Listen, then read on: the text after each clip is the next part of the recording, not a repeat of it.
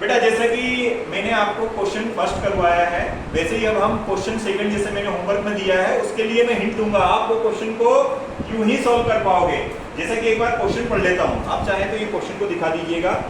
ये क्वेश्चन है, एक घास के रोलर के हत्थे को बल 50 न्यूटन से खींचा जा रहा है। यदि हत्था क्षैतिज से कोण 30 डिग्री बनाता है तो बल के क्षैतिज तथा ऊर्ध्वाधर घटों के परिमाण सदिश आरेख बनाकर ज्ञात कीजिए। ये क्वेश्चन है।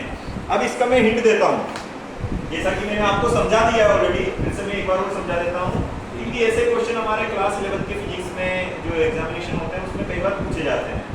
तो देखो बेटा, क्वेश्चन की बात कर रहे हैं, कोण कितना बन रहा है 30 डिग्री का, और ये वाला जो घटक होता है जिसको हॉरिजॉन्टल कंपोनेंट बोलते हैं, उसको हिंदी में हम क्षैतिज घटक कहते हैं, और वर्टिकल जो कंपोनेंट होते हैं उसको क्या बोलते हैं, ऊर्ध्वाधर घटक कहते हैं।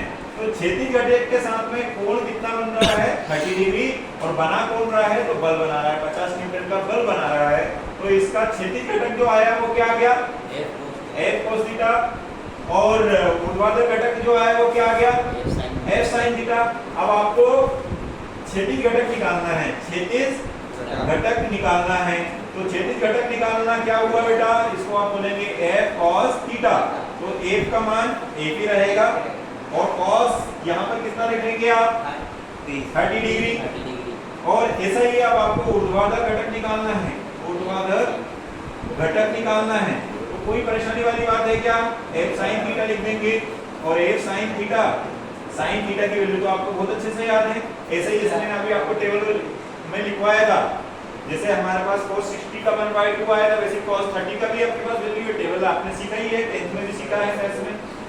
जैसे कि इसका आप निकाल के देख लीजिएगा, इसका मैं निकाल देता हूँ। A का मान कितना 50, sin 30 का मान कितना होता है 1/2, sin 30 कितना होता है 1/2, यहाँ लिख देता हूँ sin 30 डिग्री होता है 1/2, 1/2।